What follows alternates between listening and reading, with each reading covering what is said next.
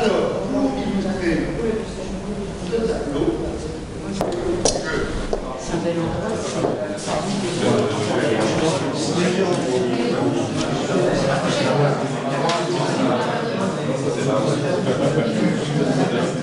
Désolé de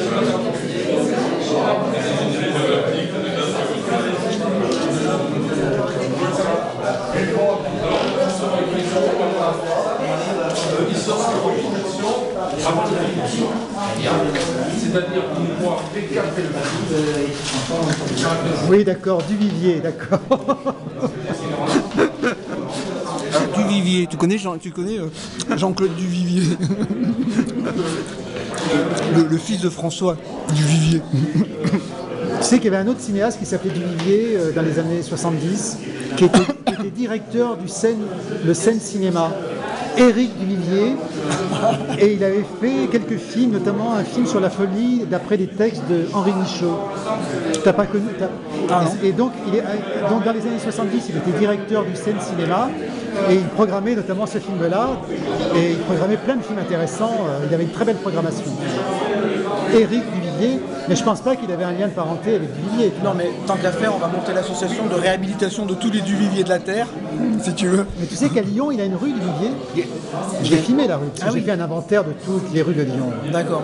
Oui. D'accord. Ça vaudrait le coup qu'on fasse un truc sur Non, mais attends, un grand programme de réhabilitation du vivier, tu vois. Alors, toi et moi, voilà un projet à faire ensemble. Voilà un projet de couple, si tu veux. Non, mais attends, toi et moi, on fait un programme de réhabilitation du vivier. On demande la Légion d'honneur pour du vivier. Non, mais il y a pire que ça. On demande un César d'honneur à titre posthume pour du vivier. J'ai une amie qui me dit, je vais faire un bouquin sur Orson Welles.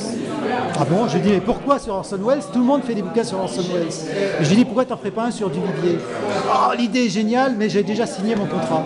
Ben, Orson Welles avec Ingmar Bergman, ce sont les deux seuls cinéastes qui disent, mais ils l'ont dit à plusieurs reprises, qu'ils doivent tout à Duvivier. La mise en scène dans la profondeur de champ, c'est pas Orson Welles, c'est Duvivier. Et tu vois les films des années 30 de Duvivier, il met en scène dans la profondeur de champ. Et Orson Welles n'a jamais prétendu être l'inventeur de la mise en scène dans la profondeur de champ. Orson Welles a toujours dit, je dois tout à Duvivier. Et il doit tout aussi à Sacha Guitry par rapport au travail sur la voix off. Le Convergenzia Occitania qui m'accueille ici ce soir au milieu de ce festival groenlandais. Je remercie Gérard Trouillet qui est l'homme omnipotent et monsieur de la Sarge. D'habitude on dit impotent. Alors surtout d'être dans ce magnifique hôtel que je croyais Renaissance mais qui en fait est gothique. Alors tant d'années nous survolent. Bon, alors comme je l'avais expliqué à certains d'entre vous, je veux faire l'inauguration de cette émission comme une petite visite guidée. Car de nos jours, les artistes doivent faire dans tous les genres. Ils portent de nombreuses casquettes. Alors justement, à propos de casquettes, je vais en mettre une. Comme ça, vous allez pouvoir suivre le guide. Alors, excusez-moi, mais le fait de parler, ça donne soif. Alors, un petit peu de carburant, et on va commencer.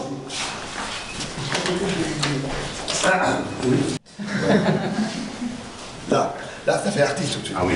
Et puis, Ça change tout. et comme ça peut faire occitan. Tout à fait. Voilà. Ah oui, c'est tout à fait. J'aime beaucoup le béret parce que c'est une coiffure très plastique. Alors, c'est dans un esprit d'interdisciplinarité que je me présente à vous ici ce soir. Alors, nous commençons par cette première œuvre, qui est une toile peinte à l'acrylique, et qui a pour titre « Poursuite ». C'est assez évident. Alors, avec cette toile, l'artiste se propose de vous conduire dans une contrée un peu surannée, délicieusement désuète, un de ces lieux oniriques, remplis de mélodies où s'ébattent des amours aux ailes un peu mitées, mais jolies tout de même.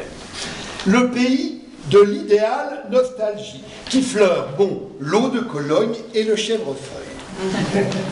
Alors, imaginez pour vous remettre dans ce pays, une chambre sous les toits, un livre de poésie symboliste posé sur le marbre de la table de nuit, par la fenêtre mansardée, un rayon de clarté lunaire éclaire le visage d'une jeune fille. Cette jeune fille, c'est votre arrière-grand-mère. Elle dort, mais son sommeil est agité. Est-ce la lumière de la lune? Faune aimable est là qui lui sourit. Chut, ne faisons pas de bruit, surtout ne la réveillons pas. Ou plutôt si, réveillons-la. Par ici, s'il vous plaît. Pardon, excusez-moi. Venez autour de moi. Alors, quoi de mieux pour la réveiller qu'un clairon? Voilà bien l'instrument qui va la réveiller. Alors, c'est une gravure sur bois, en bleu et rouge, sur fond blanc, ce qui nous donne nos couleurs nationales. Pardon.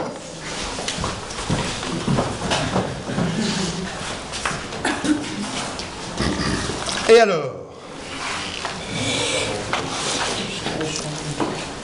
ce qui tombe à pic pour évoquer le fameux poème éponyme, c'est-à-dire Le Clairon, qui est un poème de monsieur Paul Déroulède, dont on a fait une chanson que je vais vous interpréter. Attention, écartez-vous, ça peut être dangereux.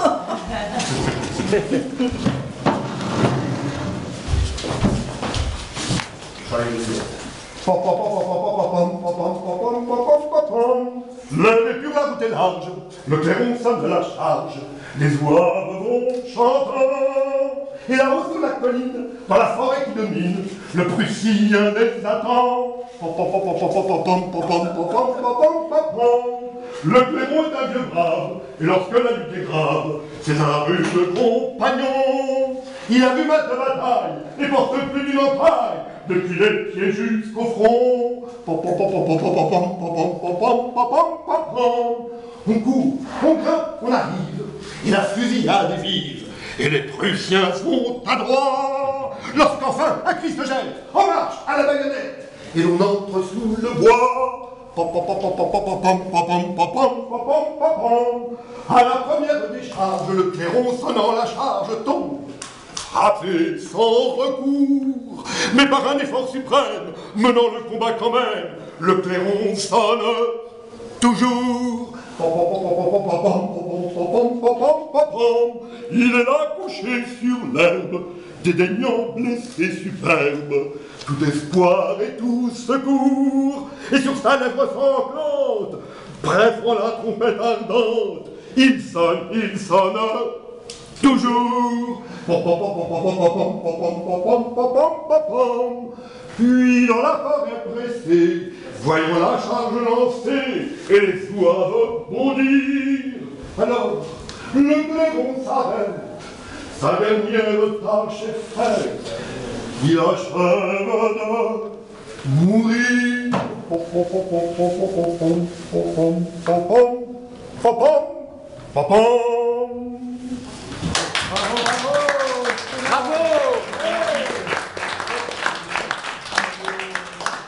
À propos de clairon, je vais en jouer un petit peu là. Quitte l'Alsace pour monter à Paris et ne pas devenir prussien. Donc l'Alsace est pour lui le paradis perdu. Perdu, nous l'avons perdu, cette plaine au sol joyeux, si douce au cœur, si belle aux yeux. Ah, la revoir un jour, cette terre de vertu, où repose éplorée une chair ingénue. Toi que nous chérissons attend notre retour, mais n'en parlons jamais, et pensons-y toujours. Déjà vers le Rhin, le soir tombe des nues, et le soleil se les met à vos pieds. Vous êtes si jolie. Bon, mais comme c'est la parité, il faut bien qu'il chante pour la bonne aussi. Alors, furtive, hésitante, à l'orée de la forêt, chère adorée, dites-le-moi que cherchez-vous, petite brunette aux yeux doux. Est-ce le frisson du mystère, tendre à mourir et qu'il faut taire? Et n'avez-vous pas peur du loup, petite brunette aux yeux doux?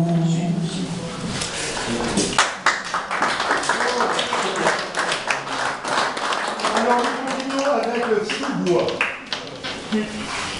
Gardez-vous la scène. Alors, c'est à ce moment-là. C'était où? Ah, t'as loupé la réponse. J'ai entendu. Ah bon? Bon, je suis excité. Alors, maintenant, nous sommes au moment de la convergence. Nous sommes ici dans l'hôtel de la convergence occitane. Donc, un ami, Yves Josso, m'a fait quelques poèmes sur ces gravures. Je vais les dire en français. Et notre ami Marcel Girbeau, il est là. Voilà, qui a eu l'amabilité. E mentre io canti, a me fervù e fe un gran aire do pera, sentissi o suspeito de las caros agradivos.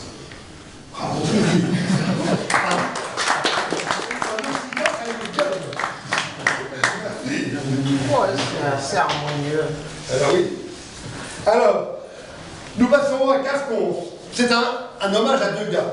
C'est d'après une peinture, enfin, très librement inspirée de Degas. Voilà, je vous demande un peu d'attention, c'est très important. C'est une simple gravure en noir et blanc, mais ce sont trois personnages que l'on peut qualifier de récurrents. Pas les deux sur le sol, partie, mais ils reviennent souvent dans mes images. Alors, nous voyons ici.